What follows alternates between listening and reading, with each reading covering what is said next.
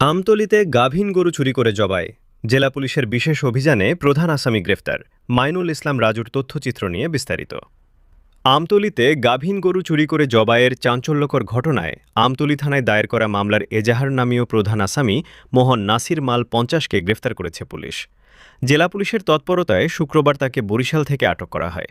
Police ও মামলা সূত্রে জানা যায়, গত ৮ এপ্রিল ২০২৬ দিবাগত রাতে নাসির মাল তার সহযোগীদের নিয়ে আমতলী উপজেলার এক গৃহস্থের গোয়ালঘর থেকে একটি গাভীন গরু চুরি করে নিয়ে যায়। পরে তারা গরুটি জবাই করে মাংস নিয়ে পালিয়ে যায়। ঘটনার পর গরুর পেটের বাচ্চা, চামড়া ও নাড়িভুড়ি পাশের একটি খালে ফেলে রেখে যায়, যা এলাকায় তীব্র চাঞ্চল্যের সৃষ্টি করে।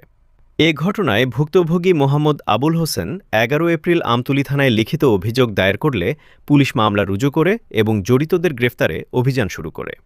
পুলিশ জানায়, তথ্যপ্রযুক্তি ও গোয়েন্দা তৎপরতার মাধ্যমে অভিযানের এক পর্যায়ে আরপারপাঙ্গাশিয়া ইউনিয়নের দক্ষিণ ঘোপখালী গ্রামের বাসিন্দা নাসির মালকে বরিশাল থেকে গ্রেফতার করা হয়।